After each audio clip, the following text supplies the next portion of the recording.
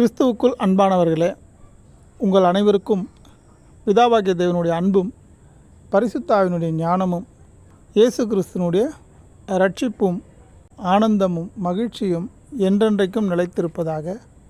ஆமென். இன்றைய தேவ செய்தி 2 கொரிந்தியர் 5ஆம் அதிகாரம் எடுத்துக்கொள்ளுங்க. 17ஆம் வசனத்தை வாசிப்போம்.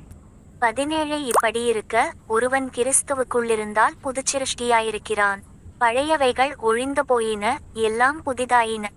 இந்த தேவ செய்தி தான் இன்றைய சிந்தனையில் எடுத்திருக்கிறோம். ஒருவர் கிறிஸ்துவுக்குள் இருந்தால் அவர் புது சிருஷ்டியாய் இருக்கிறார். பழையவைகையெல்லாம் ஓய்ந்து போயின, எல்லாம் புதிதாயின. கிறிஸ்துவின் உபதேசத்தை நாம் சிந்தித்து கொண்டு வருகிறோம். அதில் முதலாவது, தேவனுடைய ராஜ்யத்தையும் நீதியையும் தேடுங்கள், பின்பு உங்களுக்கு எல்லாம் கூட கொடுக்கப்படும் என்று கிறிஸ்து சொல்லுகிறார். இதுக்கு முன்னாடி இந்த உலக வாழ்க்கையில் வாழும்போது மாம்ச சிந்தையில் வாழ்ந்திருந்தோம். ஆவிக்குரிய சிந்தனை அப்போ இல்லை. இறை பக்தி இருந்தாலும் இறை சொன்ன அந்த சட்ட திட்டங்களை கீழ்ப்படுகிறது இல்லை. யாராக இருந்தாலும் கடவுளுடைய சட்ட திட்டங்களை கீழ்ப்படிந்து ஏற்றுக்கொள்ளவில்லை. இஸ்ரவேலாருக்கு கற்பலகையில் 10 கட்டளையாக எழுதி கொடுக்கப்பட்டாச்சு. இந்த உலகத்தாருக்கு அவரவர் மனசுலேயே இந்த நியாயப்பிரமாணம் எழுதப்பட்டாச்சு. வேதத்தை வாங்காதவங்க கூட எது நியாயம் எது தவறு என்று தங்களுடைய மனசாட்சியினால் உணரப்பட்டிருக்கிறாங்க. ஒரு தவறு செஞ்சிட்டா அதுக்காக வருந்துறாங்க, அதுக்கான பிரயாச்சித்தம் தேடுறாங்க. அதனால தான் பாருங்கள், நிறைய கோயில்களில் கூட்டமாக போகிறாங்க. நம்ம மீது ஏதாச்சும் ஒரு குற்றங்கள் இருந்தாலும் சரி, அது கடவுள்கிட்ட வந்தால் அது நிவர்த்தி ஆகிடும்ன்ற நம்பிக்கையில் தான் நிறைய சடங்கு சம்பிரதாயங்கள்லாம் செய்கிறாங்க. எப்படியும் நம்மளை காப்பாற்றணும் அப்படின்ற நம்பிக்கையில் வராங்க. அப்போ அவங்களுக்கு இந்த மாதிரி சிந்தனை எப்படி வந்ததுன்னா, இறைவன் எல்லாருக்கும் அவருடைய பிரமாணத்தை கொடுத்தார். விசேஷமாக தெரிந்து கொள்ளப்பட்ட மக்களாக இஸ்ரவேலாருக்கு மட்டும் பிரமாணங்களாக எழுதி கொடுக்கப்பட்டாச்சு. அந்த பிரமாணத்தின்படி அவங்க வாழ்ந்துட்டாங்கன்னா அவங்களே இந்த உலகத்துக்கு சாட்சியாக இருப்பாங்க. இவர்கள் வாழ்ந்தது போல் இந்த உலகத்தில் உள்ள பூமியின் பூச்சக்கரத்தில் அனைத்து பேரும் இந்த இஸ்ரவேலாரை பார்த்து அப்படி வாழ்ந்துக்கணும். அதுக்காக தான் அந்த பிரமாணம் ஒரு சாராருக்கு அழைக்கப்பட்டவர்களும் கொடுக்கப்பட்டாச்சு. மோசையின் மூலமாக ஒரு வாழ்வியல் முறை கொடுக்கப்பட்டாச்சு. அதை முழுமையாக எல்லாரும் கடைப்பிடிச்சாங்கன்னா கடைப்பிடிக்கலை. பாருங்கள், அந்த கற்பலகையை அந்த பிரமாணத்தை எழுதி வாங்கிட்டு வந்த மோசே மக்களை பார்க்குறாரு. மக்கள்லாம் வேறு ஒரு வழிபாட்டில் இருந்தாங்க. அதை பார்த்த உடனே அவரால் தாங்கி கொள்ள முடியல. கடவுளே எழுதி கொடுத்த அந்த பிரமாணத்தை மக்கள் முன்னாடி போட்டு உடைச்சிட்டார். இது மாதிரி செய்யலாமா அப்படின்னா செய்யக்கூடாது. ஆனால் அவரால் தன் கோபத்தை அடக்கி கொள்ளவே முடியல, போட்டு உடைச்சிட்டார். திரும்பவும் சீனாய் மலையில் போய் 40 நாள் உட்கார்ந்து, இப்போ கடவுள் எழுதி கொடுக்கல, கடவுள் சொல்ல இப்போ இவரே எழுதிட்டு வரார். எல்லார் வழிபாட்டில் இருந்தது அந்த கற்பலகை தான். அதையாச்சும் முழுமையாக கடைப்பிடிச்சாங்கனாக்கா கடைப்பிடிக்க முடியல. அப்போ பழைய சிந்தனை இருக்குது இல்லையா, நம்முடைய மூதாதையர்களுடைய பழக்க வழக்கங்கள், நம்முடைய ஜீனுன்னு சொல்லுவோம் இல்லையா, அது இந்த கூடாரத்துக்குள்ளே இந்த உடம்புக்குள்ளே பெருகிக்கிட்டே இருக்குது. நம்ம என்ன தான் தெய்வீகமாக வாழணும்னு நினச்சாலும் இந்த மாம்ச சிந்தனையில் வந்த நம்ம முன்னோர்களின் மூதாதையருடைய சிந்தனை அவ்வப்போது அதுதான் அதிகபட்சமாக வெளிப்படுது இல்லையா. என்ன தான் வழிபாடு பக்தி மார்க்கமாக வாழ்ந்தாங்கன்னா கூட பிரமாணத்தின்படி வாழறாங்கனாக்கா பிரமாணத்துக்கு எதிர்ப்பாக தான் செயல்படுறாங்க. அப்போ கோயிலுக்கெல்லாம் எதுக்கு போகிறாங்க, எதுக்கு சபைகளுக்கு வராங்க அப்படின்னாக்கா, தான் செய்த தவறுகளுக்கு இங்கே ஒரு பிரயாச்சித்தம் கிடைக்கும்னு கிறிஸ்தவர்கள் மாதாந்திர திருவிருந்தில் அதை சரி பண்ண பார்க்குறாங்க. கிறிஸ்து அல்லாதவர்கள் தங்களுடைய வழிபாட்டில் போய் சரி பண்ண பார்க்குறாங்க. எங்கேயோ ஒரு இடத்துல போய் அந்த தவறுகளுக்கு ஒரு மீட்பு கேட்குறாங்க.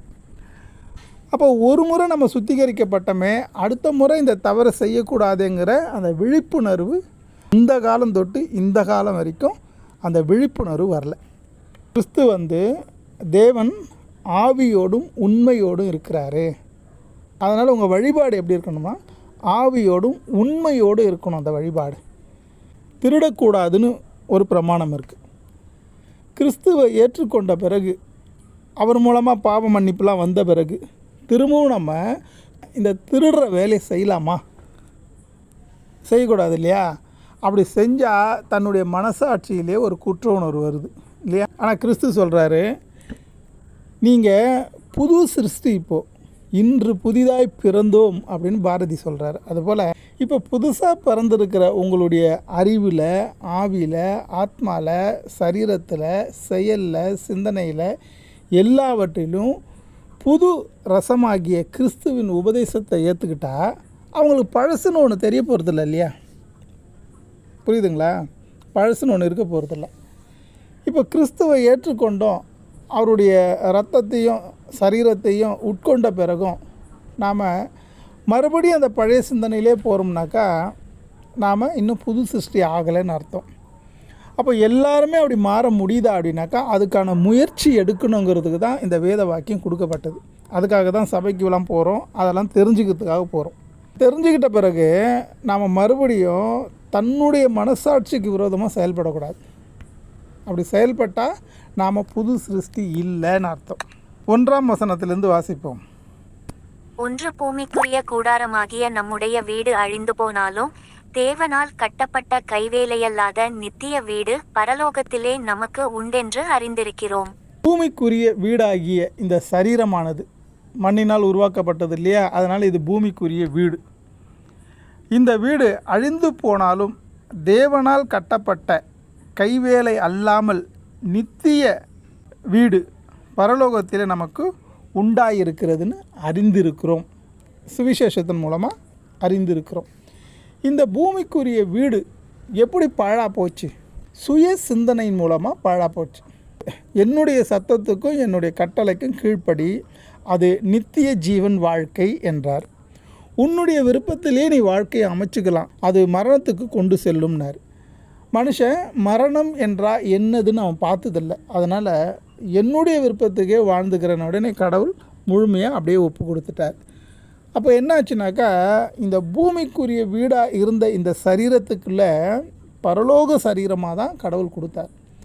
எப்படி கொடுத்தாருன்னா, அவருடைய ரூபமும் சாயலுமாக கொடுத்தார். அவருடைய ரூபம் என்ன? தேவன் ஒளியாக இருக்கிறார், அதான் அவருடைய ரூபம். மண்ணினால் மனுஷனை உருவாக்கினாலும் அவருடைய நாசியில் ஜீவ சுவாசத்தை ஊதும்போது அந்த மனுஷன் ஒளி மனுஷனாக தான் எந்திரிச்சான், ஒளி உடம்பாக தான் எந்திரிச்சான். அந்த ஒளி உடம்பில் வியாதின்ற ஒரு சிஸ்டமே கிடையாது, வியாதியே வராது. ஏன்னா அது முழுக்க முழுக்க ஒளியாக இருக்கிறதுனால மாம்சமும் இரத்தமும் கிடையாது அந்த தேகத்துக்கு. அப்போ அந்த தேகம் எப்படி இருந்தது? முழுக்க ஒளியாக தான் இருந்தது. மனுஷனை தவிர மற்ற எல்லாத்துக்கும் மாம்சம் இருந்தது. அதனால தான் இயேசு சொன்னார், மனுஷன் விசேஷமானவன். எந்த வகையில்? தேகத்தினாலும் சிந்திக்கிற செயலினாலும் விசேஷமானவன். மற்ற யாருக்குமே அப்படிப்பட்ட வாய்ப்பு கிடைக்கல. இன்னும் பார்க்க போனால் இந்த மனுஷனுக்காக தான் தேவ தூதர்கள்லாம் இருக்கிறாங்கன்னு எபிரியர் 1 எழுதப்பட்டிருக்கு. ரட்சிப்பை சுதந்திரிக்க போகிற இந்த மனுஷர்களுக்கு பணிவிடை செய்கிற ஆவிகளாக தான் அவங்க இந்த பூமிக்கு வந்து போயிட்டுருக்காங்க. கேப்ரியேலு, மிகாவேலு இவங்க எல்லாம் நாம் ரட்சிப்பை சுதந்திரித்து கொள்வதற்கான தேவைக்காக அவங்க வந்து போகிறாங்க. ஆனால் அவங்களையும் நம்ம கவனிக்கிறதில்ல. அவங்களெல்லாம் எப்போ பார்க்க முடியும், எப்போ கவனிக்க முடியும்னா, பிதாவினுடைய சத்தத்துக்கு கீழ்ப்படிஞ்சு அவருடைய கட்டளைக்கு கீழ்ப்படிஞ்சால் கண்டிப்பாக அவங்க உதவி செய்கிறத நம்ம முகமுகமாக பார்க்க முடியும். எப்படி கிறிஸ்துவுக்கு வந்து உதவினாங்க இல்லையா? கிறிஸ்து மலையில் சோதிக்கப்பட்ட பிறகு தேவதூதர்கள் வந்து அவருக்கு பணிவிடை செய்தார்கள்னு எழுதப்பட்டிருக்கு. அவருக்கு அப்படி நடந்ததுன்னா எல்லா மனுஷர்களுக்கும் அப்படி நடக்க வாய்ப்பு உண்டு. அதுக்கு அவர் இந்த உலகியல்லையும் ஆசை வைக்கல, பொருள் மீதும் ஆசை வைக்கல, உடை மீதும் ஆசை வைக்கல, உணவு மீதும் ஆசை வைக்கல. மண்ணாசை, பொன்னாசை, பெண்ணாசை, இந்த உலகியல் ஆசை அவர் வெறுத்தார். அப்போது நம்ம வாழ்கிறதுக்கு இதெல்லாம் தேவைன்னாக்கா வாழ்கிறதுக்கு மட்டும்தான் தேவை, இது நமக்கு ஜீவன் ஆகாதுன்னு சொல்லிட்டார். இந்த உலகத்தையே நீங்கள் ஆயத்தம் பண்ணினாலும் அது ஜீவனுக்கு ஈடாகாது இல்லையா? அப்போ உலகத்தின் மேலே அதிக சிந்தனை வந்தால் அது மாம்ச சிந்தனையாக ஆகிடுது. அந்த சிந்தனை தான் நம்மளை இந்த உலகத்தோட ஐக்கியமாக்கி இந்த மண்ணான வீடு அழிகிறதுக்கான வேலை பண்ணுது. இந்த பூமியின் கூடாரம் அழியறதுக்கான வேலையாயிடுது. இந்த பூமியின் கூடாரத்தை கடவுள் அழிக்கலைங்க. கடவுள் இங்கேருந்து இதை புதுப்பிக்கிறதுக்கான ஒரு வழிமுறையை கொடுத்துருக்கிறாரு. அதுதான் நியாயப்பிரமாணம். நீங்கள் எங்கே போய் சுற்றி வந்து பார்த்தாலும் எல்லாமே அந்த நியாயப்பிரமாணத்தில் வந்து தான் நிற்குது. இதை சொல்லித்தராத சபைகள் அவங்க தவற விட்டுறாங்க. ஒருவேளை அவங்களுக்கு இது விளங்கலையான்னு தெரியல.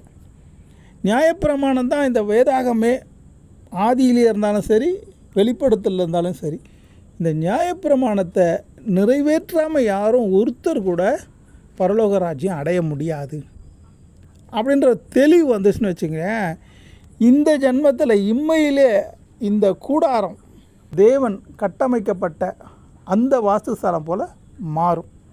அதுக்கு என்ன பண்ணோன்னா அவர் சொன்ன கட்டளைக்கு கீழ்ப்படினோம். 2ஆம் வசனம். 2 ஏனெனில் இந்த கூடாரத்திலே நாம் தவித்து நம்முடைய பரம வாசஸ்தலத்தை தரித்து கொள்ள மிகவும் வாஞ்சையுள்ளவர்களாயிருக்கிறோம். பரம வாஸ்துஸ்தலம் எது? பரம வாஸ்துஸ்தலம் எது? ஆதாமுடைய உடம்பு தான். அந்த உடம்பு எப்படி இருந்தது? ஒளி உடம்பு. இப்போ இது எப்படி ஆச்சு? மண்ணாக மாறிச்சு. ஏன்னா அவரும் மண்ணாக மாறினார். ஒளியை வாங்கினவர் அதை இழந்து மண்ணாக மாறினதுனால மாம்சமும் ரத்தமும் எலும்பும் சதையும் உணர்வுகள் இதெல்லாம் வந்துருச்சு. இது எல்லாமே மனுஷ சிந்தனைக்கு உட்பட்டு தான் இருக்குது. தேவ சிந்தனைக்கு அது போல. ஏன்னா தேவ சிந்தனைங்கிறது பொதுவான சிந்தனையாக இருக்குது. உங்களை நேசிக்கிறது போல் பிறரையும் நேசிங்கன்னு. அந்த சிந்தனை வராதனால, சுய சிந்தனை வந்ததுனால, இது ஆரம்பிக்கும் போதே அப்படி தான் வந்தது. இங்கே இருக்கிற எல்லார் மேலும் அந்த பழி வந்திருக்குது. அந்த மீறுதல் நம்மளால் வரல, மீறுதல் மூலமாகவே நம்ம வந்ததுனால அது நம்மளையும் பின்தொடர்ந்து வருது. அதனால தான் அந்த மீறுதல் செஞ்சவரையே மறுபடியும் பிறக்க வச்சு 2ஆம் ஆதாமாக அனுப்பும்பொழுது அவர் பரிசுத்த ஆவியினால் போதிக்கப்பட்டு மரியாளுடைய கர்ப்பத்தில் உடல் வாங்கின்னு வந்தார். திரும்ப இந்த மண்ணான கூடாரத்தில் இருந்து இது பரலோக ராஜ்யம் போகிற அளவுக்கு அங்குள்ள கூடாரத்துக்கு நிகராக இதை மாற்றினார். 3 தரித்து கொண்டவர்களானால் நிர்வாணிகளாய் காணப்பட மாட்டோம். இந்த மண்ணான கூடாரத்தை மகிமையின் கூடாரமாக மாற்றிக்க பிறகு அவர் நிர்வாணமாக காணப்படலை. சிலுவையில் நிர்வாணமாக இருந்தார். யாருக்காக இருந்தார்னா நம்முடைய நிர்வாணத்தை காப்பாற்ற, மகிமையின் ஆடையை நமக்கு தரிக்க அவர் மகிமையை இழக்க வேண்டியதாச்சு. ஆமாங்க, அவ்வளோ புனிதமாக நடந்தது இது. அதனால தான் சிலுவையில் சொன்னார், எல்லாம் முடிந்தது. நீங்கள் எனக்கு கொடுத்த எல்லாவற்றையும் நான் இந்த மக்களுக்கு கொடுத்துட்டேன். இயேசு அப்படி சொல்கிறார். பிதா கிட்ட இருந்து, பிதா எனக்கு கொடுத்த எல்லாவற்றையும் உங்களுக்கு கொடுத்துட்டேன் அப்படின்னார். இனி என்கிட்ட ஒன்றும் இல்லை அப்படின்னு சொல்கிறார். அப்போது இயேசு சிலுவையில் நிர்வாணமாக நின்னது ஏன் அப்படின்னா, அவருடைய மகிமை ஆடையை அவரை விசுவாசிக்கிற மக்கள் மீது தரிக்கவே அப்படி நின்றார். இந்த மேன்மையான எண்ணம் இருந்தது பார்த்தீங்களா? இதை கொண்டே பிரமாணம் என்ன பண்ணுச்சு? தீமையானவங்களை தானே தண்டிக்கணும். மக்களுடைய தீமைக்கு இவர் தண்டனையை ஏற்றுக்கிட்ட பிறகு இவர் நன்மையாக வாழ்ந்ததுனால மறுபடியும் இவரை உயிர்ப்பிக்க பண்ணுச்சு. இந்த பிரமாணமே மறுபடியும் இயேசுவை உயிர்ப்பிக்க பண்ணுச்சு. அப்போ இந்த பிரமாணத்துக்கு இவ்வளோ வலிமை இருக்குதுன்னா, ஆமாங்க, அவ்வளோ வலிமை இருக்குது. அந்த பிரமாணம்னா என்ன? நேர்மையான வாழ்க்கை தான். அது 5 செய்யணும், 5 செய்யக்கூடாது. அப்படி வாழ்ந்தால் இந்த கூடாரம் பரம கூடாரமாக மாறும். அப்படி இல்லாத பட்சத்தில் இந்த கூடாரம் அந்த பரம கூடாரமாக மாறுறதுக்காக வாஞ்சித்து தவிக்குது. 4ஆம் வசனம். 4 இந்த கூடாரத்தில் இருக்கிற நாம் பாரஞ்சுமந்த தவிக்கிறோம். இந்த போர்வையை களைந்து போட வேண்டும் என்று விரும்பாமல் மரணமானது ஜீவனாலே விழுங்கப்படுவதற்காக போர்வை தரித்தவர்களாயிருக்க வேண்டும் என்று விரும்புகிறோம். இந்த தேகத்தை தான் சொல்லுது. இந்த தேகத்தில் பலவித பிரச்சனையினால் பாரம் சுமந்து தவிக்கிறோம். அப்படி இருந்தோம் இந்த போர்வையில் ஏன் இருக்கணும்னா, நாம் நேர்மையாக வாழ்ந்தோம், நேர்மையாக நியாயப்பிரமாணத்தின்படி வாழ்ந்தால் அந்த மரணமானது இந்த ஜீவனால் வெல்லப்படும். பரிசுத்த ஆவிங்கிற இந்த உயிரால் மாம்ச சிந்தனைங்கிற மரணம் வெல்லப்படும். விளங்குதுங்களா? இது விளங்கிடுச்சுன்னா வாழ்க்கை ரொம்ப சூப்பராக இருக்கும். இப்போ ஏன் இந்த கூடாரத்தில் நம்ம தவிச்சிட்டு இருக்கோம்னாக்கா, நேர்மையாக வாழ்கிறதே ரொம்ப தவிப்பான விஷயமாக தான் இருக்குது இல்லையா? நேர்மையாக வாழ்கிறது எப்படி இருக்குதுன்னா, இடுக்கமான வாசல் வழியாக, அந்த இடுக்கமான வாசல் வழியாக உட்பிரவேசியுங்கள் இயேசு சொல்கிறார். கேட்டுக்கு போகிற வழி விசாலமாக இருக்குது. அதில் போய் மாட்டிக்காதீங்க. ஆனால் இது நேர்மையாக வாழணுன்னாலே ஒரு இடுக்கமான வாசல். நம்மளே நேர்மையாக வாழ்ந்தால் கூட நம்மளை பார்க்குற ஊரார் என்ன சொல்லுவாங்கன்னா, அவன் பிழைக்க தெரியாதவன், அவன் ரொம்ப பிரச்சனையான ஆள், எதுக்கு எடுத்தாலும் இது சரியில்லை அது சரியில்லை இப்படி தான் வாழணும்னு ஏதாச்சும் ஒரு வியாக்கியானம் பேசிக்கிட்டே இருப்பாங்க, சொல்லுவாங்களா இல்லையா? ஆனால் அப்படி வாழ்ந்திங்கன்னா என்ன நடக்கும்னாக்கா, இந்த அழிந்து போக இருக்கிற இந்த கூடாரம், மரணத்தை நோக்கி இருக்கிற இந்த போர்வை இருக்க, இதை கலட்டி போட்டால் ஜீவன் போர்வை நம்ம மேலே வந்துடும். அந்த போர்வை ஒருபோதும் அழியாது. புரியுதுங்களா? இதையெல்லாம் அடையாளம் காட்டுறது தாங்க பழைய ஏற்பாட்டில் கூடார வழிபாடே வச்சாங்க. வாக்குத்தத்த பெட்டி வச்சு அதுக்கு மேலே ஒரு கூடாரெல்லாம் அடித்தாங்களே, எல்லாம் இந்த உடம்பை காட்டுறதுக்கு தான். வாக்குத்தத்த பெட்டிங்கிறது நன்மை தீமைங்கிற 2 எண்ணங்கள், ஒன்று கடவுள் செயல், ஒன்று நம்ம செயல், 2 கற்பலைகள் எழுதப்பட்டது. அதை தங்க முலாம் பூசின கேதுரு மரத்திலான பெட்டியில் அடைக்கப்பட்டது. நம்முடைய மனசு தங்கமாக இருக்கணும் இல்லையா? அதில் தான் நல்ல எண்ணங்கள் பிறக்கும்.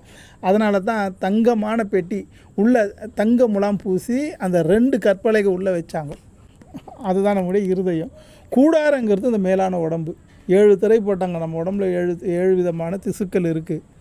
அதில் தான் 7 விதமான உணர்வுகள் இருக்குது. இது எல்லாம் பழைய கூடாரம். இதில் என்ன ஆச்சுனாக்கா, இந்த மாம்ச சிந்தை என்ன பண்ணுச்சுன்னா, கூடாரத்தை தாண்டி உள்ளே இருக்கிற நியாயப்பிரமாணத்தை பெட்டிக்கிட்ட போக முடியல. எல்லாருமே பலிப்பீட தண்டையிலே நின்றுட்டாங்க.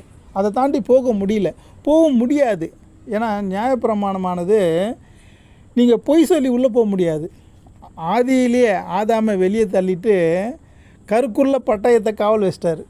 அந்த கருக்குள்ள பட்டயங்கிறது தான் வேத வாக்கியம், நியாயப்பிரமாணம். இருபுறம் கருக்குள்ள பட்டயம். அதுக்கு அடையாளமாக தான் அங்கே கொண்டு வர ஆடு மாடுங்களை அந்த பட்டயத்தால் வெட்டி தோலை உரித்து நம்ம உடம்புல எந்தெந்த பாகத்தில் திமிரும் கொழுப்பும் வருதோ அதெல்லாம் அங்கே எரிக்கப்பட்டாச்சு. நாம் பாவிகள்ங்கிற அடையாளத்தை காட்டுறதுக்காகவே அந்த மாம்சத்தை நீங்களே சாப்பிடுங்க, கொன்ன பாவம் தின்னவனுக்கிட்டே போட்டோம் அப்படின்னு அந்த வழிபாடெல்லாம் நடந்தது. அப்போ அந்த கூடாரங்கிற இந்த போர்வைங்கிறது என்னாச்சுனாக்கா மரணத்தோடு வாழ்ந்துட்டு இருந்தது, மரணமாகவே இருந்தது. இப்போ கிறிஸ்து வந்ததுக்கு அப்புறமா அவருடைய கற்பனையை நம்ம கை கொள்ளும்போது இந்த மரணமானது கிறிஸ்துவனுடைய ஜீவனால் விழுங்கப்படும். இப்போ எவ்வளோ பெரிய விஷயமா இருக்குல்ல? கிறிஸ்துவனுடைய ஜீவனை கொண்டு அது அந்த மரணத்தை விழுங்கப்படும். மரித்த கிறிஸ்துவை உயிரோடு எழுப்பின அந்த பரிசுத்த ஆவி உங்களுக்குள்ளும் இருந்தால் கிறிஸ்து எழுந்தது போல் நாமளும் எழுந்தரிப்போம்னு எழுதப்பட்டிருக்கு. அப்போ இந்த மரணப்போர்வையை கலைஞ்சு கிறிஸ்துவனுடைய ஜீவப்போர்வையை நம்ம போத்திக்கிறணும். அதுக்கு அடையாளமாக தான் திருவிருந்து நடக்குது. இதை எல்லாரும் விரும்பணும். கிறிஸ்துவனுடைய அந்த உபதேசத்தின்படி அவருடைய கட்டளைப்படி வாழ்ந்து இந்த மரணப்போர்வையை கழட்டி போட்டு அவருடைய ஜீவப்போர்வையை நாம் தரித்து கொள்ள வேண்டும் என்று விரும்புகிறோம். பவுல் சொல்கிறார். என்ன மாதிரி விளக்கம் கொடுக்குறார் பவுல்? இதெல்லாம் கொஞ்சம் நிதானமாக படிச்சிங்கன்னு வச்சுக்கோங்களேன். படிச்சுட்டு தேவனோட இது விளங்கலைன்னா அவர்கிட்ட கேளுங்க, பிதாவே இதை கொஞ்சம் விளக்குங்க, பரிசுத்த ஆவியானவரே விளக்குங்க. பரிசுத்த ஆவி தான் இந்த ஞானத்தெல்லாம் கொடுப்பார். கிறிஸ்து இயேசு நமக்கு துணை இருப்பார். நம்ம செயல்களில் நம்ம எப்படிலாம் வாழணும்னு கிறிஸ்துவை நீங்கள் எப்போவுமே அவரோட கூட இணைஞ்சே இருங்க. அப்போது எந்தெந்த விஷயத்தில் நாம் எப்படி வாழணும்னு அவரே சொல்லி கொடுத்துருவார். அப்போ இந்த போர்வை, இந்த பூமிக்கான கூடாரம், இந்த சரீர போர்வை இதெல்லாம் மரணத்துக்கு கொண்டு போனாலும் நாம் ஜீவ போர்வையான பரலோக கூடாரத்தை அணிய வேண்டும். 5 இதற்கு நம்மை ஆயத்தப்படுத்துகிறவர் தேவனே, ஆவி என்னும் அச்சாரத்தை நமக்கு தந்தவரும் அவரே. கடவுளே ஆயத்த பண்ணுறார். பாருங்க, எனக்குள்ள நன்மை தீமைங்கிற 2 பிரமாணம் இயங்குது. நான் நன்மை செய்யணும்னு விரும்பினா கூட தீமையை செய்யணுங்கிறது எனக்குள்ளே இருக்கிற அந்த மூதாதையுடைய பிரமாணம் தான் மேற்கொள்ளுது. நான் நன்மை செய்ய விரும்பினாலும் தீமையை என்னை மேற்கொள்ளுது. என்னை யார் காப்பாற்றுவா? எனக்கு ஜெயம் கொடுக்குற கர்த்தருக்கு ஸ்தோத்திரம்னு பவுல் பேசுகிறார். அப்போ நம்ம நன்மையாக வாழணும், நல்லவர்களாக வாழணும்னு எண்ணினாலே தேவன் நமக்கு உதவி செய்கிறார். நாம் கிறிஸ்துவை ஏற்றுக்கொண்ட பிறகு ஞானஸ்தானம் எடுத்து கரையேறணும் இல்லையா? அப்போது பாவத்துக்கு மறிக்கப்பட்டு புண்ணிய ஆவியை நமக்கு கொடுத்தவரும் அவர் தான். இது கடவுளே உதவி செய்கிறார், தேவனே இதுக்கு உதவி செய்கிறார். ஆவி என்னும் அச்சாரத்தை நமக்கு தந்தவர் அவரே. 6 நாம் தரிசித்து நடவாமல் விசுவாசித்து நடக்கிறோம். இப்போ கிறிஸ்துவை நேராக நம்ம பார்க்க முடியாது. எப்படி பார்க்குறோம்? இந்த வேத வாக்கியங்கள் மூலமாக தான் பார்க்குறோம். இந்த வேத வாக்கியத்தின் மூலமாக அவர் வாழ்ந்ததையும் அவர் செஞ்சதையும் அவர் சொன்னதையும் நாம் எப்படி தரிசிக்கிறோன்னா நம்ம ஆவியினால் தரிசிக்கிறோம். கண்ணால் பார்க்கல, இந்த மாம்ச கண்ணில் பார்க்கல. ஆனால் நம்முடைய ஆவியினுடைய கண்ணால் பார்த்து அவரை தரிசிக்கிறோம். இந்த மாம்ச தேகத்தில் நாம் இருந்தாலும் நம்முடைய ஆவியினுடைய கண்ணுனால் கிறிஸ்துவை வேதம் மூலமாக பார்க்கும்போது 7 இந்த தேகத்தில் குடியிருக்கையில் கர்த்தரிடத்தில் குடியிராதவர்களாயிருக்கிறோம் என்று அறிந்தும் எப்பொழுதும் தைரியமாயிருக்கிறோம். இப்போ நம்ம பக்கத்தில் சீடர்கள் கூட இருந்தது போல் கிறிஸ்து இல்லைனா கூட, இந்த தேகத்தோடு கூட இல்லைனா கூட நாம் கிறிஸ்துவோட கூட இருக்கிறோங்கிற தைரியத்தோடு இருக்கிறோம். எப்படி? அதான் வேதாகமம். இந்த வேதாகமத்தை படித்து கிறிஸ்துவோட கூட நாம் இருக்கிறோம். எப்படி இருப்போம்? அவர் என்ன சொன்னாரோ அதை கடைப்பிடிக்கும்போது, இது யாரோட செயலில் நீங்கள் செய்கிறீங்க? ஸ்கூலுக்கு போகிறோம், காலையில் 8:30 மணிக்கு வானா 8:30 மணிக்கு போகணும். எந்தெந்த சப்ஜெக்டாக அவங்க சொல்கிறத தான் படிக்கணும்.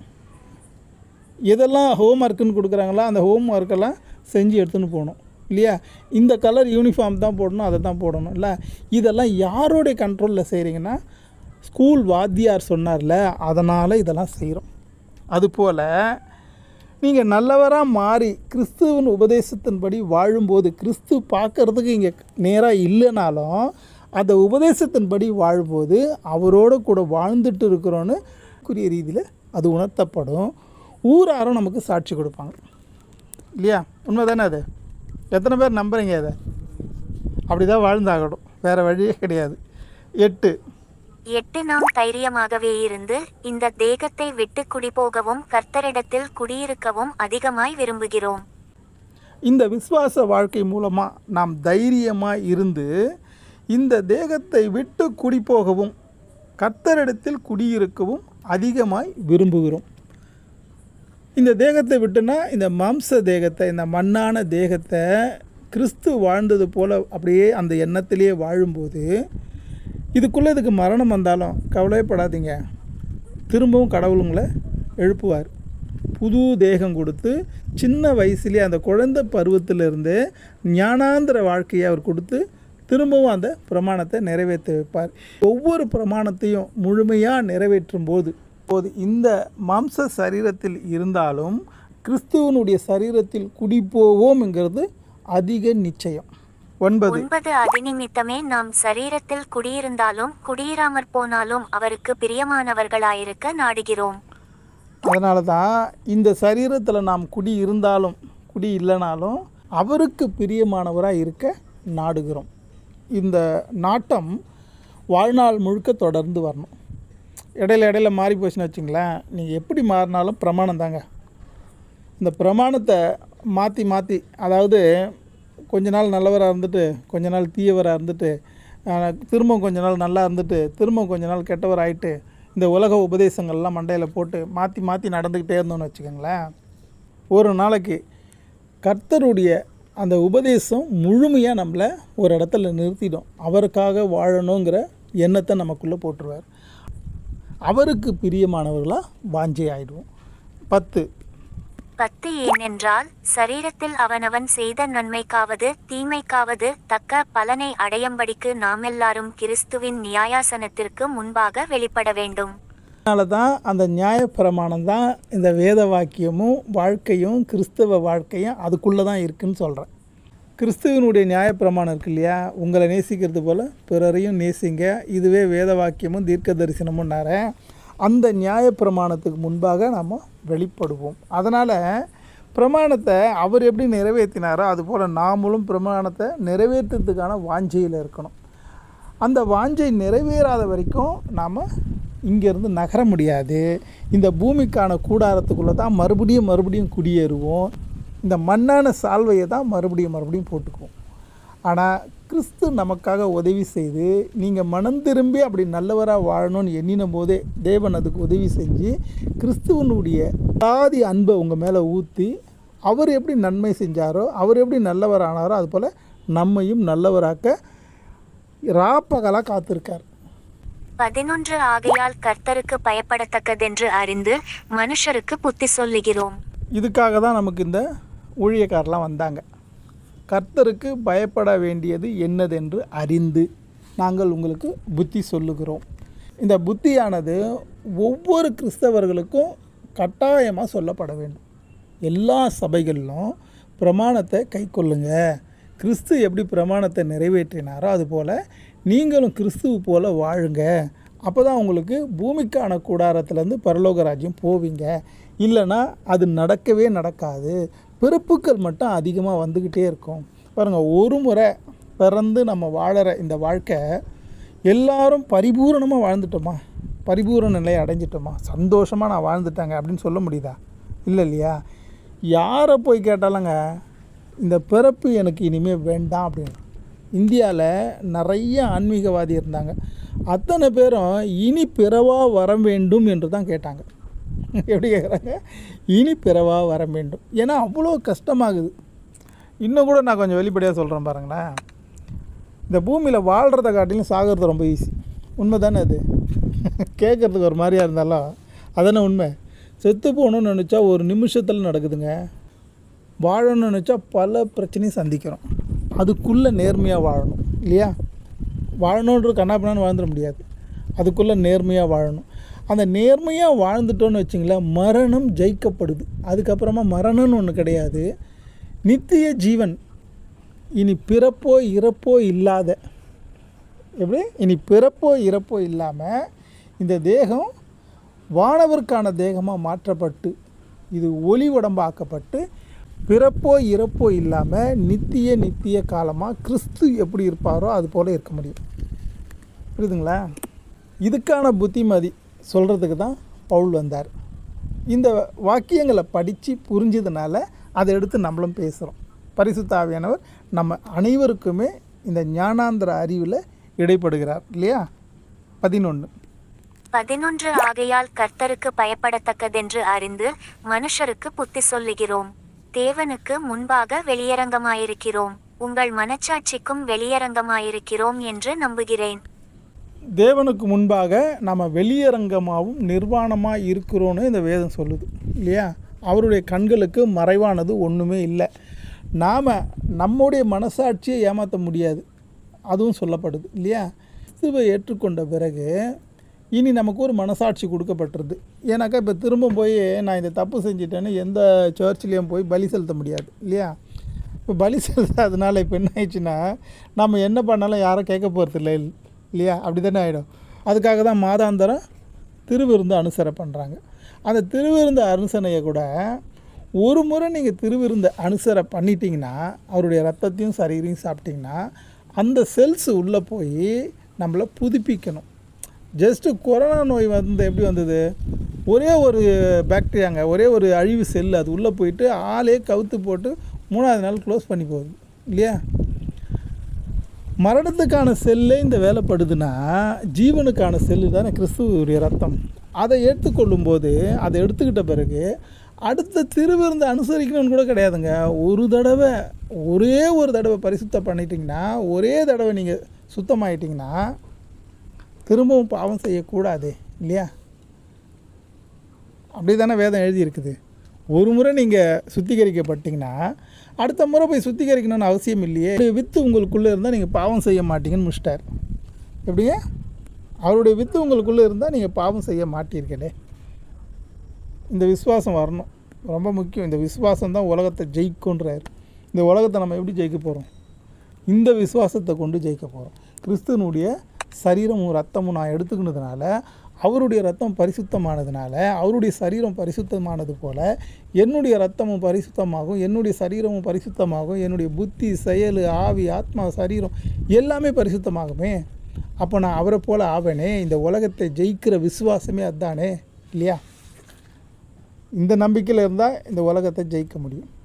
இந்த மண்ணான சால்வையை எடுத்துகிட்டு ஆவிக்குரிய மகிமையின் சால்வையை வாங்கிக்க முடியும். ஊழியக்காரங்களும் இதை புரிஞ்சு மக்களுக்கு கிறிஸ்தவனுடைய சத்தத்துக்கு கீழ்ப்படிங்க, அதுதான் உங்களை மகிமையின் உலகத்துக்கு கொண்டு போகும் அப்படின்னு சொல்லி கொடுக்கணும். 12 12 இதனாலே நாங்கள் உங்களுக்கு முன்பாக எங்களை மறுபடியும் மெச்சிக்கொள்ளாமல் இருதயத்திலல்ல வெளிவேஷத்தில் மேன்மை பாராட்டுகிறவர்களுக்கு எதிரே எங்களை குறித்து நீங்கள் மேன்மை பாராட்டும்படிக்கு ஏது உண்டாக்குகிறோம். ஊழியக்காரனா இப்படி இருக்கணும்.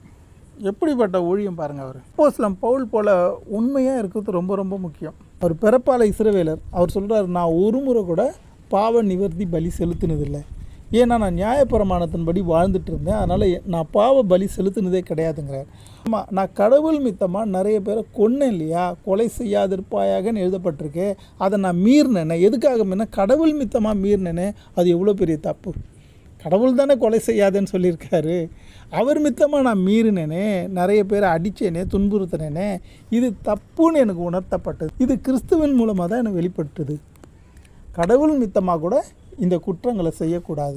இன்றைக்கி ஊழியம் செய்ய போகிறவங்களாம் ஒரு இடத்துல சுவிசேஷத்தை அறிவிக்கிறாங்கனாக்கா அந்த இடத்துல யாரும் ஏற்றுக்க மாட்றாங்கன்னு வச்சுங்களேன். அவங்க இவங்களை போட்டு அடித்தோ திட்டியோ ஊழியக்காரங்க வேதனைப்பட்டு வந்துடுறாங்கன்னு வச்சுங்களேன்.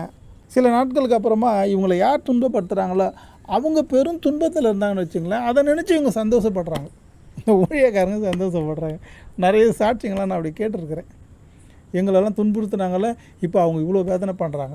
எங்களை உள்ளேயே சேர்க்கல அந்த ஊரில். இப்போ அந்த ஊரில் பெரும் வியாதி வந்துருச்சு, அந்த ஊர் எரிஞ்சு போச்சு, அந்த மக்கள் செத்து போயிட்டாங்க. இப்படிலாம் பெருமை பீத்திக்கிறாங்க. ஆனால் பவுல் பேசுகிறாரு பாருங்க. 12 இதனாலே நாங்கள் உங்களுக்கு முன்பாக எங்களை மறுபடியும் மெச்சிக்கொள்ளாமல். நாங்கள் மெச்சிக்கொள்ளலை. நான் சிறந்த ஊழியக்காரன், கிறிஸ்துவனுடைய பாடுகள்லாம் எனக்கு என்னென்னு புரிஞ்சிடுச்சு, நான் அந்த பரலோக ராஜ்யத்தை அடைவேன், நான் தான் முன்னோடி அப்படின்னு நான் அவனை மெச்சிக்கலை அப்படின்னு. பவுலை போல் யாரும் பேசலைங்க.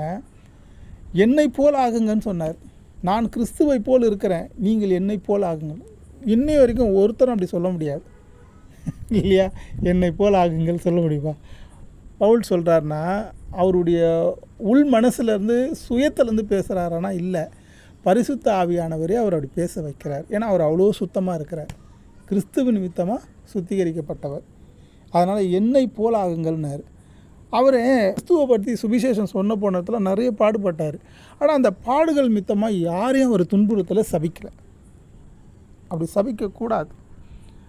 தங்களை மெச்சிடக்கூடாது, தங்களை மெச்சி பேசக்கூடாது, தங்களை முன்னிறுத்தக்கூடாது. நானல்ல, அங்கே கிறிஸ்து தான் வேலை செய்கிறாருன்னு புரிஞ்சுக்கிட்டு நமக்கு எவ்வளோ தான் துன்பங்கள் வந்தாலும் துன்பம் கொடுத்தவங்களை ஆசீர்வாதம் பண்ணுங்கன்னு தான் கிறிஸ்து சொன்னார். பாருங்கள், சிலுவையில் கொண்டு போகும்போது அடித்து துன்புறுத்துகிறாங்க. கிறிஸ்து என்ன ஜெபம் பண்ணுறது தெரியுங்களா? பிதாவே, இந்த மக்கள் தாங்கள் செய்வது என்னதென்று அறியாமல் செய்கிறார்கள், அவர்களை மன்னியுங்கள்னார். இது தாங்க கிறிஸ்துவ ஊழியம்.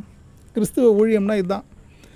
ஊழியத்துக்கு போகிற இடத்துல துன்பப்படுத்துகிறாங்க, மக்கள் அடிக்க வராங்க, துன்பப்படுத்துகிறாங்கன்னா அவங்களுக்காக நீங்கள் எப்படி ஜெபம் பண்ணோம்னா, பிதாவே, கிறிஸ்துவே, இவர்கள் செய்வது என்னதென்று அறியாமல் செய்கிறார்கள், இவர்களை மன்னியுங்கள்னு சொன்னீங்கன்னா கிறிஸ்து அங்கே நிலைப்படுகிறார்னு அர்த்தம். என்னையும் அடித்த நீ இன்னும் கொஞ்ச நாளில் என்ன ஆவரப்பாருன்னு சொல்லிட்டேன்னு வச்சுங்களேன், பிசாசு அங்கே வேலை செய்கிறான்னு அர்த்தம். அது தேவ ஊழியம் இல்லை. அது மாதிரி இருக்கிறவங்க தங்களை மாற்றிக்கிறது நல்லது. ஒருபோதும் தங்களை மெச்சிக்கொண்டு மேன்மை பாராட்டக்கூடாது. அது ஊழியம் அல்ல, அது கிறிஸ்துவின் ஊழியம் அல்ல. கிறிஸ்துவின் ஊழியம் என்ன? பிதாவே, இவர்கள் செய்வது என்னதென்று அறியாமல் செய்கிறார்கள், அவர்களை மன்னியுங்கள். அவர்களும் ஒரு வழிபாட்டில் தாங்க இருக்கிறாங்க. யூதர்கள் தானே கிறிஸ்துவ சிலுவையில் ஒப்பு கொடுத்தாங்க. அவங்ககிட்ட வழிபாடு இல்லாமல் இல்லையா? அவங்களும் ஒரு வழிபாட்டில் தான் இருந்தாங்க. அந்த வழிபாட்டினுடைய வைராக்கியத்தில் தான் அப்படி பண்ணாங்க. அதே மாதிரி தான் அந்த உலகத்துலேயும் இருப்பாங்க. அவங்கவுங்க ஒரு வழிபாட்டில் வைராக்கியத்தில் இருப்பாங்க. அதனால் அவங்க வழிபாட்டை கேலி பண்ணும்பொழுது அவங்க அடிக்கவும் துன்புறுத்தும் வரதான் செய்வாங்க. அப்போது கிறிஸ்து வேண்டினது போல் தான் வேண்டணும். பிதாவே, இவர்கள் செய்வது என்னதென்று தெரியாமல் செய்கிறாங்க, அவர்களை மன்னியுங்கள். அந்த வேண்டுதலுக்கு பிதா உங்களையும் ஆசீர்வதிப்பார், அவர்களையும் மன்னிப்பார். நீங்கள் தண்டிங்கன்னு சொன்னால் தண்டிக்க தான் செய்வார். ஏன் தெரியுமா? நீங்கள் எவர்களை ஆசீர்வதிக்கலோ அவர்கள் ஆசீர்வதிக்கப்படுவார்கள், நீங்கள் எவர்களை சபிக்கிறீர்களோ அவர்களை நானும் சபிப்பேன்னு சொல்லி வச்சுக்கிறார். இதெல்லாம் புரிஞ்சுக்கிட்டு எந்த காரணத்தை கொண்டும் தூஷணமாக பேசிடாத, சபிச்சிடாத, வாழ்த்துங்கன்னார். கிறிஸ்து பிரமாதமாக சொல்லி கொடுத்தார். நீங்கள் எந்த வீட்டுக்கு போகிறீங்களோ அந்த வீட்டை வாழ்த்துங்க. அதுபோல் எந்த நகரத்துக்கு போகிறீங்களோ அந்த நகரத்தை வாழ்த்துங்க. எந்த கிராமத்துக்கு போகிறீங்களோ அந்த கிராமத்தை வாழ்த்துங்க. அவங்க உங்களுக்கு சாதகமாக இல்லாமல் உங்களுக்கு எதிர்ப்பாக நடந்து உங்களுக்கு மரணமே வர துன்பத்தை கொடுத்தாலும் சரி, கிறிஸ்து வேண்டினது போல இவர்கள் செய்வது என்னதென்று தெரியாமல் செய்கிறாங்க, பிதாவே மன்னியும், இயேசுவே மன்னியும். இதுதான் உண்மையான ஊழியக்காரன். இந்த ஊழியத்தை செய்ய முடியலன்னு வச்சுக்கோங்களேன், ஊழியம் செய்யாமல் இருக்கிறது ரொம்ப நல்லதுங்க. ஆமாங்க. யாக்கோபு சொல்கிறாரு, எல்லோரும் போதகர்கள் ஆகாதீங்க அப்படின்றார். ஏன்னா உங்களுக்கு விவரம் புரியல. அதனால் என்ன பண்ணுறீங்க, உங்களை மெச்சிக்கிறீங்க. நான் எவ்வளோ கஷ்டப்படுறேன் தெரியுமா. பேதுரு கூட இயேசுக்கிட்ட கேட்டார், நாங்கள் எல்லாத்தையும் விட்டுட்டு உங்கள்கிட்ட வந்துக்கிறோமே, எனக்கு என்ன கொடுப்பீங்கன்னு கேட்டார். இம்மையில் என் நிமித்தமாக நீ எதெல்லாம் எழுதியோ மறுமையில் அது அத்தனையும் 2 அத்தனையாக தரேனார். இது யோபு வாழற காலத்திலே அனுபவிச்சாங்க இல்லையா? அப்போ கிறிஸ்து செய்யாமல் இருப்பாரா? அதனால் ஊழியன் போகும்போது அந்த ஊழியத்தில் வர பாடுகளை கிறிஸ்து சகித்தது போல் சகிச்சுக்கிறது ரொம்ப ரொம்ப நல்லது. உங்களை துன்புறுத்தல் மொத்தமாக எதிராளி பாடுபட்டாலும் அவங்களுக்காக நீ பிதா கிட்ட வேண்டணும். அதுதான் உண்மையான ஊழியம். உங்கள் சத்துருக்களையும் சிநேகிங்கள் இல்லையா? உங்கள் சத்துரு தாகமாக இருந்தால் தண்ணீர் கொடுங்க, பசியாக இருந்தால் போஜனம் கொடுங்க, பழி வாங்குதல் எனக்குரியது, நானே பதில் செய்வேன், இவ்வளவும் சொல்லியிருக்காரு. அதனால் இந்த பவுல் பேசுகிறது போல் ஊழியக்காரனாக இருக்கிறது ரொம்ப ரொம்ப நல்லது. இல்லைன்னா அந்த ஊழியத்துக்கு போகாமல் இருக்கிறது அதை விடே ரொம்ப நல்லது. கவனிக்கிறதே ரொம்ப நல்லது இல்லையா? 13 நாங்கள் பைத்தியம் கொண்டவர்கள் என்றால் தேவனுக்காக அப்படி இருக்கும், தெளிந்த புத்தியுள்ளவர்கள் என்றால் உங்களுக்காக அப்படி இருக்கும். என்ன பிரமாதமாக சொல்கிறார் பாருங்க. நாங்கள் பைத்தியக்காரனாக இருந்தால் அது கிறிஸ்துவின் மித்தமாக எங்களுக்கு இந்த பைத்தியம் பிடிச்சதுன்னு நினச்சிக்கிறோம். இந்த காட்சி அப்படியே ஸ்தேவான் செஞ்சாருங்க. ஸ்தேவானை போட்டு அடிக்கிறாங்க.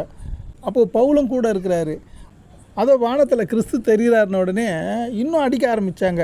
இவன் பைத்தியமாடா இவன் அப்படின்னா. அதை தான் சொல்கிறாரு, நான் பைத்தியமாக இருந்தால் அது கிறிஸ்துவின் நிமித்தமாக பைத்தியமாக இருப்பேன், தெளிந்த புத்தி உள்ளவராக இருந்தால் அது உங்களுக்காக இருப்பேன். இந்த தெளிந்த சிந்தனையில் தான் கிறிஸ்துவை உங்களுக்கு அறிமுகப்படுத்துகிறேன், கிறிஸ்துவை பற்றி பேசுகிறேன். தெளிந்த சிந்தனையாக எங்களை பார்த்தீங்கன்னா அது நாங்கள் உங்களுக்காக. பைத்தியம்னு பார்த்தீங்கன்னா அது கிறிஸ்துவுக்காக. கிறிஸ்துவ மேல் உள்ள பைத்தியம்தான் உங்களுக்கு தெளிந்த சிந்தனையை, தெளிந்த உபதேசத்தை கொடுக்க பயன்பெறுது. அருமையால் அந்த ஊழியம்.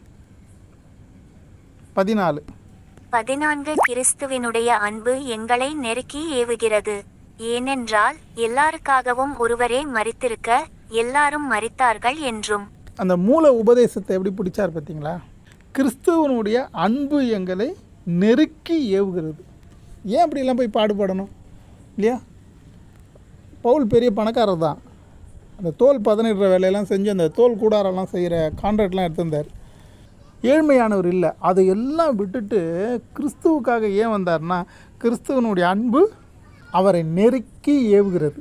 ஏனென்றால் எல்லாருக்காகவும் ஒருவரே மரித்திருக்க எல்லாரும் மரித்தார்கள் என்றும். 15 பிழைத்திருக்கிறவர்கள் இனி தங்களுக்கென்று பிழைத்திராமல் தங்களுக்காக மரித்து எழுந்தவருக்கென்று பிழைத்திருக்கும்படி அவர் எல்லாருக்காகவும் மரித்தார் என்று நிதானிக்கிறோம். இந்த அன்பை அவர் நிதானிக்கிறார். அவர் எல்லாருக்காகவும் மரித்தார் என்று நிதானிக்கிறோம். அவர் எல்லாருக்காகவும் மரித்தாராம். வெறும் கிறிஸ்த ஏற்றுக்கொண்டவங்களுக்கு மட்டும் இல்லை, யூதர்களுக்கு மட்டும் இல்லை, இந்த கடவுளே தெரியாத இனி பிறக்க போகிற எல்லாருக்காகவும் மரித்தாராம். கேட்க ஆச்சரியமா இல்லை? வெறும் கிறிஸ்தவர்களுக்காக மட்டும் இல்லைங்க, இந்த உலகத்தில் உள்ள எல்லா மனிதர்களும். அவங்களுக்கு கிறிஸ்து யாருன்னு தெரியாது, ஆனால் அவர்களுக்காகவும் சேர்த்து இவர் மரித்தாராம். அவர்கள் செய்ய போகிற பாவத்துக்கும் சேர்த்து மரித்திருக்கிறார். என்னைக்கு கிறிஸ்துவ அவங்க தெரிஞ்சுக்கிறாங்களோ அன்னைக்கு அவங்க பாவம் மன்னிக்கப்படும், புண்ணியத்தை நோக்கி வருவாங்க. இந்த நாள் அவங்களுக்கு வர்றதுக்கு அவங்க வாழ்வியலுக்கு தகுந்தா போல் எப்போ அவங்களுக்கு தெரியப்படுத்தணுமோ அப்போ பரிசுத்த ஆவியானவர் அவங்களுக்கு கிறிஸ்துவை எடுத்து சொல்லுவார். சொல்லும்படியான பாக்கியமும் காதில் கேட்கக்கூடிய பாக்கியமும் அவங்களுக்கு அப்போ தான் வரும். அது வரைக்கும் நாம் என்ன தான் பிரயாசப்பட்டாலும் அது நடக்காது இல்லையா? இதையும் நம்ம விளங்கிக்கணும். ஏன் கிறிஸ்துவ சொன்னால் சில இடங்களில் ஏற்றுக்கொள்ள மாட்டுறாங்க, எதிர்ப்பு வருதுன்னா, அவங்களுடைய வாழ்நாளில் இன்னும் பாவத்தை அனுபவிக்க வேண்டிய காலகட்டங்கள் இருக்குது. அதனால் நன்மை செய்கிறவள் நன்மை செய்து கொண்டே இருக்கட்டும், தீமை செய்கிறவள் தீமை செய்து கொண்டே இருக்கட்டும், ஒரு நாள் வரும் அப்போது இதுக்கு முடிவு வரும்னு வெளிப்படத்துலையும் எழுதப்பட்டிருக்கு இல்லையா? அந்த நாள் வரும்போது பரிசுத்த ஆவியானவரே அவர்களுடைய செவிக்கு ஆத்மாவில் விளங்க செய்வார். அப்போ கிறிஸ்துவை ஏற்றுக்குவாங்க. ஆமாம். அப்போது எல்லாருக்காகவும் மரித்திருக்கிறார் இல்லையா? இனி கிறிஸ்துவை ஏற்றுக்கொண்டவங்க இனி நான் எனக்காக பிழைக்காமல் கர்மத்துக்கும் பாவத்திலையும் மரித்திருந்த என்னை உயிர்ப்பித்தாரே, அவருக்காக நான் பிழைத்திருக்கிறேன், அவருக்காகவே வாழ்வேன் என்ற ஒரு தீர்மானத்தை எடுக்கிறது நல்லது. 16 ஆகையால் இது முதற்கொண்டு நாங்கள் ஒருவனையும் மாம்சத்தின்படி அறியோம். நாங்கள் கிறிஸ்துவையும் மாம்சத்தின்படி அறிந்திருந்தாலும் இனி ஒருபோதும் அவரை மாம்சத்தின்படி அறியோம். ஆகையால் இது முதல் கொண்டு நாங்கள் அவரை மாம்சத்தின்படி அறிந்திருந்தாலும், தொட்டு பார்த்தோம், அவரை தடவி பார்த்தோம், அவர் பேச்சை கிட்ட இருந்து கேட்டோம்லாம் யோவான் சொல்கிறார் இல்லையா, அவரை மாம்சத்தின்படி அறிந்திருந்தாலும் இனி நாங்கள் மாம்சத்தின்படி அறிய மாட்டோம். ஏன்னா அந்த மாம்சத்தின் மூலமாக உலக மக்களுடைய பாவத்தை வாங்கி அதுக்காக மரணம் ஆயிடுச்சு. இது முதல் கொண்டு நாங்கள் ஒருவனையும் மாம்சத்தின்படி அறிந்திருந்தாலும் இனி மாம்சத்தின்படி அறிய மாட்டோம். சிறப்பான வெளிப்பாடு இல்லையா? 17 இப்படி இருக்க ஒருவன் கிறிஸ்துவுக்குள்ளிருந்தால் புதுச்சிருஷ்டியாயிருக்கிறான், பழையவைகள் ஒழிந்து போயின, எல்லாம் புதிதாயின. இப்படி இருக்க ஒருவன் கிறிஸ்துவுக்குள் இருந்தால் அவன் புது சிருஷ்டி, பழையவைகள் ஓய்ந்து போயின, எல்லாம் புதிதாயின. 18 இவையெல்லாம் தேவனாலே உண்டாயிருக்கிறது. அவர் இயேசு கிறிஸ்துவை கொண்டு நம்மை தம்மோடே ஒப்புரவாக்குதலின் ஊழியத்தை எங்களுக்கு ஒப்புக் கொடுத்தார். 19 அதென்னவெனில், தேவன் உலகத்தாருடைய பாவங்களை எண்ணாமல் கிறிஸ்துவுக்குள் அவர்களை தமக்கு ஒப்புரவாக்குதலின் உபதேசத்தை எங்களிடத்தில் ஒப்புவித்தார். தேவன் உலகத்தாருடைய பாவங்களை எண்ணாமல், கிறிஸ்து அதற்கான பலியாயிட்டாரேன்னு எல்லாருடைய பாவங்களையும் தேவன் மன்னித்தார். கிறிஸ்துவை ஏற்றுக்கொள்ளுகிற காலம் அவர்களுக்கும் கொடுப்பார். அந்த காலம் வரும்போது அவர்களும் கிறிஸ்துவை தழுவி இந்த மேன்மையான வாழ்க்கையை அனுபவிப்பார்கள். 20 ஆனபடியினாலே தேவனானவர் எங்களை கொண்டு புத்தி சொல்லுகிறது போல நாங்கள் கிறிஸ்துவுக்காக ஸ்தானாபதிகளாயிருந்து தேவனோடே ஒப்புரவாகுங்கள் என்று கிறிஸ்துவின் நிமித்தம் உங்களை வேண்டிக் கொள்ளுகிறோம். இதுவே ஊழியக்காரர்களுடைய தலையான கடமை. 21 நாம் அவருக்குள் தேவனுடைய நீதியாகும்படிக்கு பாவம் அறியாத அவரை நமக்காக பாவமாக்கினார். நாம் அவருக்குள் தேவனுடைய நீதியாகும்படிக்கு, யாருக்குள்ள?